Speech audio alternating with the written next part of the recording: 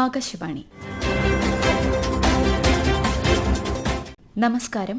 പുകയില മുക്ത യുവജന പ്രചാരണം 3.0 ആസ്പദമാക്കി ആകാശവാണി തിരുവനന്തപുരം പ്രാദേശിക വാർത്താ വിഭാഗം തയ്യാറാക്കിയ സ്പോട്ട്ലൈറ്റ് പരിപാടിയിലേക്ക് സ്വാഗതം.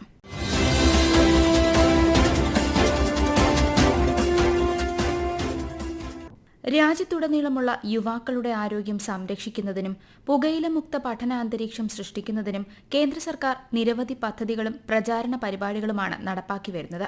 ഇതിന്റെ ഭാഗമായി വിദ്യാഭ്യാസ മന്ത്രാലയം ആരോഗ്യ കുടുംബക്ഷേമ മന്ത്രാലയവുമായി ചേർന്ന് പുകയില മുക്ത യുവജന പ്രചാരണം 3.0യ്ക്ക് തുടക്കം കുറിച്ചു. പുകയില മുക്ത തലമുറ എന്ന സർക്കാരിന്റെ ആശയം സാക്ഷാത്കരിക്കുന്നതിനുള്ള സുപ്രധാന ചുവടുവയ്പ്പാണ് 2 മാസം നീളുന്ന ഈ ദേശീയ പ്രചാരണം. പുകയില ഉപയോഗം പൊതുജനാരോഗ്യത്തിന് പ്രധാന വെല്ലുവിളിയായി തുടരുന്നു.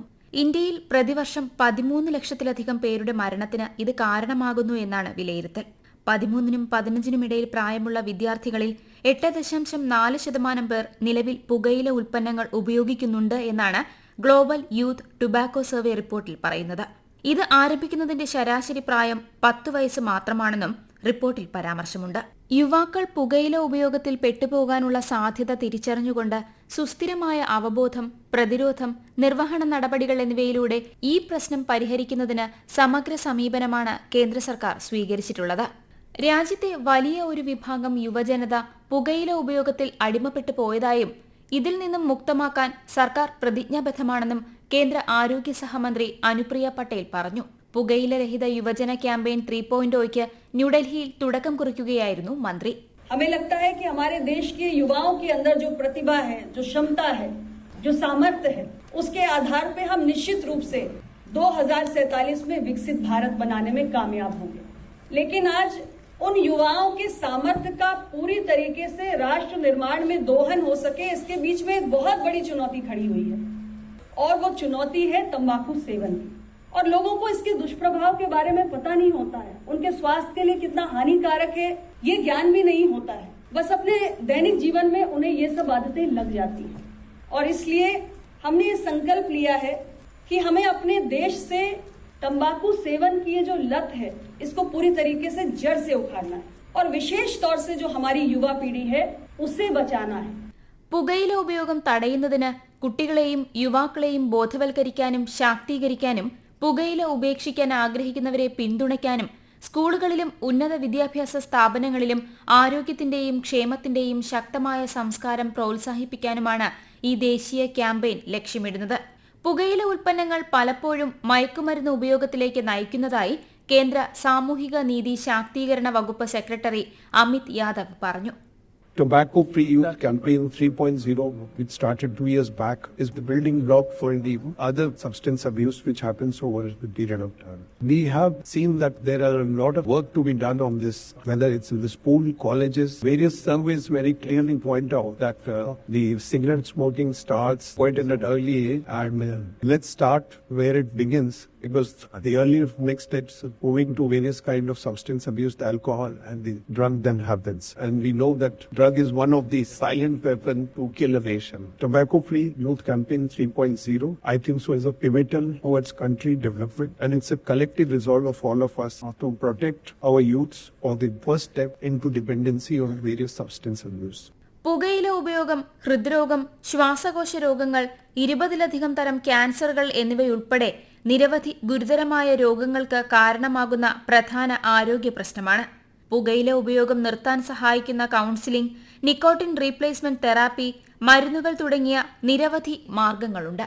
പുകയിലയുടെയും മറ്റു തരത്തിലുള്ള ലഹരി വസ്തുക്കളുടെയും ഉപയോഗത്തിന്റെ ദൂഷ്യഫലങ്ങളെക്കുറിച്ച് ബോധവൽക്കരണം പോലെ തന്നെ പ്രധാനമാണ് പുകയില മുക്ത യുവജന പ്രചാരണം 3.0 പോലുള്ള മുൻകരുതൽ പ്രവർത്തനങ്ങളും. പുകയില ഉപഭോഗത്തിന്റെ ആരോഗ്യ പ്രശ്നങ്ങളെക്കുറിച്ചും പരിഹാര മാർഗങ്ങളെ സംബന്ധിച്ചും ആരോഗ്യ വിദഗ്ധൻ ഡോക്ടർ മനോജ് വെള്ളനാട് സംസാരിക്കുന്നു. പുകയിലയുടെ പുകയിൽ hydrogen cyanide, acetone, methanol, toluene, DDT, naphthalene, arsenic, butane തുടങ്ങി 4000-ഓളം രാസവസ്തുക്കൾ നമ്മൾ കണ്ടെത്തിയിട്ടുണ്ട്. ഇവയിൽ 200-ലധികവും വിഷവസ്തുക്കളാണ്. അവയിൽ തന്നെ പൈറീൻ, നാഫ്തലിൻ, ഡൈബെൻസൈക്ലിഡിൻ, പൊളോണിയം, വിനൈൽ ക്ലോറൈഡ് തുടങ്ങി 50-ലധികം കെമിക്കൽസ് ക്യാൻസർ ഉണ്ടാക്കുന്നവയാണ്. ഒരു സിഗരറ്റിൽ 10 മില്ലിഗ്രാം നിക്കോട്ടിൻ അടങ്ങിയിട്ടുണ്ട്. ഈ നിക്കോട്ടിനാണ് നമുക്ക് സിഗരറ്റിനോട് ആസക്തി ഉണ്ടാക്കുന്നത്. കാർബൺ മോണോക്സൈഡാണ് പുകയിലെ പ്രധാന വാതകം. ഇത് രക്തത്തിൽ കലങ്ങിയാൽ രക്തത്തിലെ ഓക്സിജൻ വിതരണ സങ്കേതങ്ങളെ അത് തടസ്സപ്പെടുത്തും. തലച്ചോറിലെയും ഹൃദയത്തിലെയും കോശങ്ങൾക്ക് ആവശ്യത്തിന് ഓക്സിജൻ കിട്ടാതെ അവ അകാല വാർദ്ധക്യം ബാധിക്കുകയും ചെയ്യും. ശ്വാസകോശം സ്പോഞ്ച് പോലെ എന്ന പരസ്യത്തിൽ പാത്രത്തിലേക്ക് പിഴിഞ്ഞൊഴിക്കുന്ന ആ കറുത്ത ദ്രാവകമാണ് ടാർ. ക്യാൻസർ ഉണ്ടാക്കുന്നതിൽ വളരെ കുപ്രസിദ്ധിയാർജിച്ച വസ്തുവാണ് ഈ ടാർ. ഹൃദ്രോഗങ്ങളും ഹൃദയസ്തംഭനവും, യുവാക്കളിൽ വന്ധ്യതയും ഉദാഹരണക്കുറവും, ലൈംഗിക താല്പര്യക്കുറവും, അമിത രക്തസമ്മർദ്ദവും, സ്ട്രോക്കും തുടങ്ങിയ നിരവധി പ്രശ്നങ്ങളാണ് പുകയില കാരണം ഉണ്ടാകുന്നത്. ക്യാൻസർ തന്നെ ശ്വാസകോശത്തെ മാത്രമല്ല ബാധിക്കുന്നത്. വായ, തൊണ്ട, അന്നനാളം, ആമാശയം, ലാരിങ്സ് തുടങ്ങി പല ശരീരഭാഗങ്ങളെയും ബാധിക്കുന്നുണ്ട്. യുവാക്കളിൽ ഇത് തൊലിയിലെ കൊളാജനെ നശിപ്പിക്കുകയും തൊലി ചുളിഞ്ഞ് അകാല വാർദ്ധക്യം വന്നതുപോലെ ആവുകയും ചെയ്യും. പല്ലിനും മോണയ്ക്കും ഒക്കെ കേടുവരുത്തുകയും ചെയ്യും. പുകയില ഉപയോഗം ദോഷമല്ലാതെ യാതൊരു ഗുണവും ആർക്കും ഉണ്ടാക്കുന്നില്ല. അത് ഉപയോഗിക്കുന്നത് തുടങ്ങാതിരിക്കുകയാണ് ഇതിൽ ഏറ്റവും നല്ല പ്രതിരോധ മാർഗം എന്ന് പറയുന്നത്. നമ്മുടെ വിലയേറിയ ജീവനും ജീവിതവും വെറുതെ പുകച്ച് കളയാനുള്ളതല്ല. പുകയില ക്യാൻസർ, രക്തസമ്മർദ്ദം ഉൾപ്പെടെ നിരവധി ആരോഗ്യ പ്രശ്നങ്ങൾക്ക് കാരണമാകുന്നതായും മനുഷ്യ ശരീരത്തിലെ ഏറ്റവും വലിയ കൊലയാളിയാണ് പുകയിലയെന്നും Cochin cancer research centre director doctor PG Balagopal Akashvani വാർത്തകളോട് പറഞ്ഞു. മനുഷ്യ ചരിത്രത്തിലെ ഏറ്റവും വലിയ കൊലയാളി ആരാണ്? ചരിത്രം നമ്മൾ നോക്കുകയാണെങ്കിൽ ഹിറ്റ്ലർ, മുസോളിനി, ഇങ്ങനെ പല പല പേരുകൾ നമുക്ക് കേൾക്കാൻ സാധിക്കും. എന്നാൽ മനുഷ്യ ചരിത്രത്തിലെ ഏറ്റവും വലിയ കൊലയാളി എന്ന് പറയുന്നത് പുകയിലയാണ്. ചരിത്രത്തിൽ എന്തുമാത്രം യുദ്ധങ്ങൾ ഉണ്ടായിട്ടുണ്ടോ ആ യുദ്ധത്തിൽ കൊല്ലപ്പെട്ട യോദ്ധാക്കളുടെ എണ്ണത്തെക്കാൾ 100 ഇരട്ടിയിലേറെ ആളുകൾ പുകയിലയുടെ ഉപയോഗം മൂലം മരണപ്പെട്ടിട്ടുണ്ട്. പുകയില പലവിധ രോഗങ്ങൾക്കും കാരണമാകുന്നു. ക്യാൻസർ, രക്തസമ്മർദ്ദം, ഡയബറ്റീസ്, ഹൃദയസ്തംഭനം, സ്ട്രോക്ക് എന്നിവയ്ക്കെല്ലാം പുകയില ഉപയോഗം കാരണമാകുന്നു. പുരുഷന്മാരിൽ ഉണ്ടാകുന്ന ക്യാൻസറിൽ 60%, സ്ത്രീകളിലെ ക്യാൻസറിൽ 18% പുകയിലയുടെ ഉപയോഗം മൂലമാണ് ഉണ്ടാകുന്നത്. ഒരിക്കൽ ഉപയോഗിക്കാൻ തുടങ്ങിയാൽ ഒരു തിരിച്ചുവരവ് നമുക്ക് വളരെ ബുദ്ധിമുട്ടാണ്. അഡിക്ഷൻ ഉണ്ടാകുന്നതാണ് ഒരു പ്രധാന കാരണം. എന്നാൽ ആധുനിക ചികിത്സ വഴി, കൗൺസിലിംഗ് വഴിയും നിക്കോട്ടിൻ റീപ്ലേസ്മെന്റ് തെറാപ്പി വഴി നമുക്ക് പുകയിലയുടെ കാരാളിപ്പെടുത്തലിൽ നിന്ന് മുക്തി നേടാൻ സാധിക്കും. വിദ്യാഭ്യാസ സ്ഥാപനങ്ങൾ പുകയില മുക്തമായി തുടരുന്നുവെന്ന് ഉറപ്പാക്കുന്നതിനുള്ള പരിശോധനാ നടപടികൾ, പുകയിലയുടെയും മറ്റു തരത്തിലുള്ള ലഹരി വസ്തുക്കളുടെയും ദൂഷ്യഫലങ്ങളെക്കുറിച്ച് അവബോധം സൃഷ്ടിക്കുന്നതിനായി സ്കൂൾ മേധാവികൾ, NSS, NCC വോളണ്ടിയർമാർ, അധ്യാപകർ എന്നിവർക്കായി നൈപുണ്യ വികസന ശില്പശാലകൾ, പുകയിലയും മറ്റ് ലഹരി വസ്തുക്കളും ഉപേക്ഷിക്കാൻ വിദ്യാർത്ഥികൾക്ക് കൌൺസിലിംഗും പിന്തുണാ സംവിധാനങ്ങളും, സ്കൂളുകൾ, കോളേജുകൾ, സർവകലാശാലകൾ, തൊഴിൽ പരിശീലന സ്ഥാപനങ്ങൾ എന്നിവയ്ക്ക് ചുറ്റുമുള്ള 100 യാർഡ് സ്ഥലം പുകയില വിമുക്ത മേഖലയായി അടയാളപ്പെടുത്തുന്നതിന് സാമൂഹിക പ്രചാരണങ്ങൾ ആരംഭിക്കുക തുടങ്ങിയവയാണ് പുകയില മുക്ത യുവജന പ്രചാരണം 3.0 കീഴിൽ നടത്തുന്ന പ്രധാന പ്രവർത്തനങ്ങൾ. ഇതിനു പുറമെ നൂതന അവബോധ പ്രചാരണങ്ങൾക്കുള്ള മത്സരങ്ങളും TOFEI മാനദണ്ഡങ്ങൾ പാലിക്കുന്ന സ്കൂളുകൾ, സർവകലാശാലകൾ, തൊഴിൽ പരിശീലന സ്ഥാപനങ്ങൾ എന്നിവയ്ക്കുള്ള അംഗീകാരവും, MyGov പ്ലാറ്റ്ഫോമിൽ വിദ്യാഭ്യാസ വീഡിയോകളുടെ പ്രചാരണവും, ലോക പുകയില വിരുദ്ധ ദിന ക്വിസ്, പുകയില വിരുദ്ധ തലമുറയിലേക്ക് സ്കൂൾ ചലഞ്ച് തുടങ്ങിയ സംരംഭങ്ങളിൽ പങ്കാളിത്തവും ഉൾപ്പെടുത്തിയിട്ടുണ്ട്. ലഹരിക്കും പുകയില ഉപയോഗത്തിനുമെതിരെ സംസ്ഥാന സർക്കാരും ശക്തമായ നടപടികളാണ് സ്വീകരിച്ചു വരുന്നത്. Operation D hunt, dance of സംരംഭങ്ങൾ ഇതിൽ ഉൾപ്പെടുന്നു. District anti narcotic special action force dance of Kerala പോലീസിന്റെ ജില്ലാതല മയക്കുമരുന്ന് വിരുദ്ധ സേനയാണ്. എക്സൈസ് വകുപ്പിന്റെ വിമുക്തി പദ്ധതിയും കേരളത്തിലെ ലഹരി വിരുദ്ധ പ്രവർത്തനങ്ങൾക്ക് ആക്കം കൂട്ടുന്നു.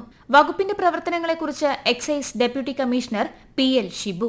ലഹരി വർജന മിഷൻ വിമുക്തി പദ്ധതിയുടെ കീഴിൽ നമ്മുടെ വിദ്യാലയങ്ങൾ ലഹരി മുക്തമാക്കുന്നതിലേക്ക് വേണ്ടി എല്ലാ സ്കൂളുകളിലും വിദ്യാർത്ഥികളും അധ്യാപകരും മറ്റും അംഗങ്ങളായ ലഹരി വിരുദ്ധ ക്ലബ്ബുകളും, കോളേജ് ക്യാമ്പസുകളിൽ നേർക്കൂട്ടം കമ്മിറ്റികളും, കോളേജ് ഹോസ്റ്റലുകളിൽ ശ്രദ്ധാ കമ്മിറ്റിയും രൂപീകരിച്ച് പ്രവർത്തിച്ചു വരുന്നുണ്ട്. ഇതുകൂടാതെ ഈ കുട്ടികളുടെ സ്വഭാവ രൂപീകരണത്തിന് ഊന്നൽ നൽകിക്കൊണ്ട് ബാല്യം അമൂല്യം പദ്ധതിയുടെ ഭാഗമായി തെരഞ്ഞെടുത്ത LP സ്കൂളുകളിൽ മഞ്ചാടി ക്ലബ്ബുകൾ രൂപീകരിച്ച് പ്രവർത്തിച്ചു വരുന്നുണ്ട്. കുട്ടികളിലെ കായിക മേഖലയിലുള്ള കഴിവിനെ പ്രോത്സാഹിപ്പിക്കുന്നതിലേക്ക് വേണ്ടി ഉണർവ് പദ്ധതിയും നടപ്പിലാക്കി വരുന്നുണ്ട്. അതായത് തിരഞ്ഞെടുത്ത സ്കൂളുകളിൽ കായികോപകരണങ്ങൾ വാങ്ങിക്കൊടുക്കുക, ഗ്രൗണ്ടുകൾ അവർക്ക് കളിക്കുന്നതിലേക്ക് വേണ്ടി സജ്ജീകരിച്ചു കൊടുക്കുക, ഇത്തരം പ്രവർത്തനങ്ങളും ഉണർവ് പദ്ധതിയുടെ ഭാഗമായി നടത്തി വരുന്നുണ്ട്. തൊഴിലാണെന്റെ ലഹരി എന്ന പദ്ധതിയുടെ ഭാഗമായി തീരദേശ മേഖലകളിലും മലയോര മേഖലകളിലും തിരഞ്ഞെടുത്ത സെറ്റിൽമെന്റുകളിലും സ്ഥലങ്ങളിലും സൗജന്യ PSC കോച്ചിംഗ് പോലെയുള്ള തൊഴിൽ പരിശീലന പരിപാടികളും നമ്മൾ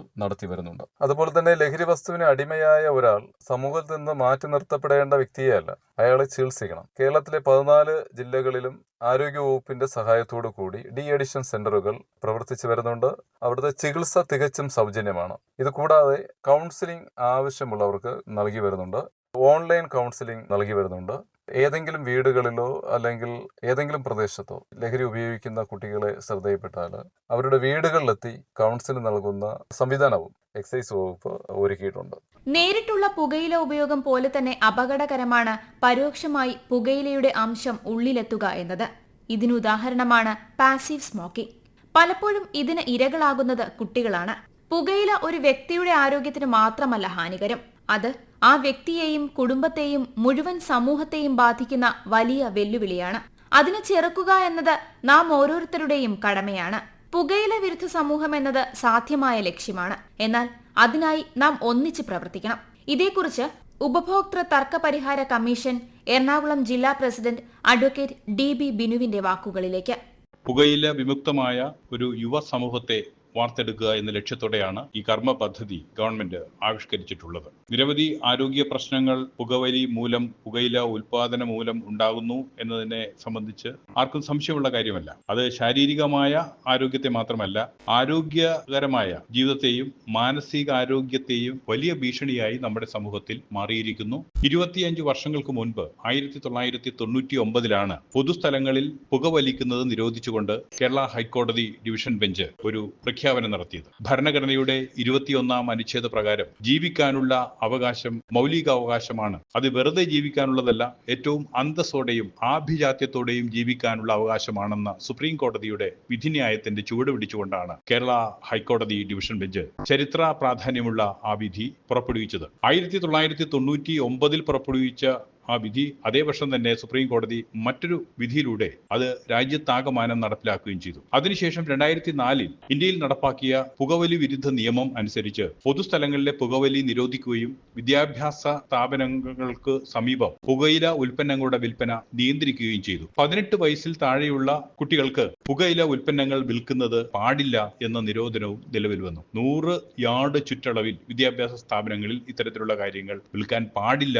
എന്ന നിയമവും നിലവിലുള്ളതാണ്. പരസ്യങ്ങളിലും നിയന്ത്രണങ്ങൾ ഏർപ്പെടുത്തിയിട്ടുണ്ട്. ഇതെല്ലാം ശരിയാണെങ്കിലും ഇന്നും നമ്മുടെ വിദ്യാഭ്യാസ സ്ഥാപനങ്ങളുടെ സമീപവും എല്ലാം പുകയില ഉൽപ്പന്നങ്ങൾ ഏറ്റവും സമൃദ്ധിയായി ലഭിക്കുന്നു എന്നുള്ളത് ഒരു വസ്തുതയാണ്. അതിന് നിയമപരമായി നടപടിയെടുക്കേണ്ട സംവിധാനങ്ങൾ നമ്മുടെ രാജ്യത്തുണ്ട്. ഇന്ത്യയിലെ സുപ്രീം കോടതി പൊതുസ്ഥലങ്ങളിൽ പുകവലി നിരോധിച്ചതിലൂടെ അത് നിയമപരമായി തന്നെ മുഴുവൻ ബാധകമായി ഒന്നായി മാറുകയും പിന്നീട് പാർലമെന്റ് തന്നെ നിയമം നിർമ്മിക്കുകയും അത് നടപ്പിലാക്കാനുള്ള സംവിധാനങ്ങൾ ഉണ്ടാവുകയും ചെയ്തിട്ടും ഇപ്പോഴും നിർബാധം ഇത്തരത്തിലുള്ള നിയമവിരുദ്ധമായ വ്യാപാരം നടക്കുന്നു എന്നുള്ളത് ഒരു വസ്തുതയാണ്. അപ്പോൾ ഇത്തരത്തിലുള്ള സാമൂഹ്യ തിന്മകൾ നിയമം കൊണ്ട് മാത്രം നമുക്ക് നേരിടാൻ കഴിയില്ല. സാമൂഹ്യമായ അവബോധം കുട്ടികളിൽ ഉണ്ടാക്കുക എന്നുള്ളതും അനിവാര്യമായ ഒരു സാഹചര്യമാണ് നിലവിലുള്ളത്. പാസീവ് സ്മോക്കേഴ്സിനെ സംബന്ധിച്ച് സുപ്രീം കോടതി ഹൈക്കോടതിയും പറഞ്ഞ പരാമർശങ്ങളാണ്. ഒരിക്കലും പുകവലിക്കാത്തവരെ പോലും അവരുടെ ആരോഗ്യത്തെ പോലും കാർന്നു തിന്നുന്ന ഒന്നായി ഇത് മാറുന്ന ഒരു സാഹചര്യത്തിൽ ഇതൊരു മഹാവിപത്തായി കണ്ടുകൊണ്ട് അതിശക്തമായ നടപടികൾ എടുക്കേണ്ട ഒരു സാഹചര്യമാണ്. അതിന് യുവജനങ്ങളും വിദ്യാർത്ഥികളും സന്നദ്ധ സംഘടനകളും ഒത്തൊരുമിച്ച് മുന്നോട്ട് നീങ്ങിയാൽ മാത്രമേ ഇപ്പോൾ പ്രഖ്യാപിച്ചിട്ടുള്ള ദേശീയ ദൗത്യം അതിന്റെ വിജയകരമായ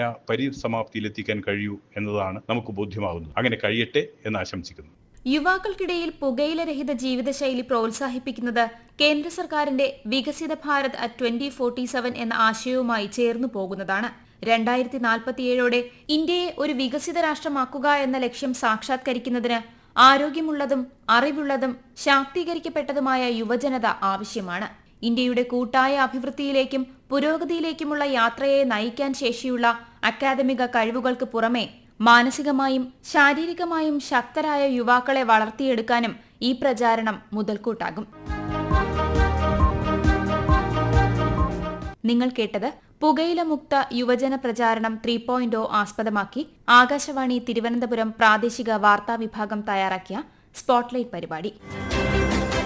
ഏകോപനം ലെമി ജി നായർ. തയ്യാറാക്കിയത് സോഫിയ ഡാനിയൽ. അവതരണം കൃഷ്ണ പ്രകൃതി.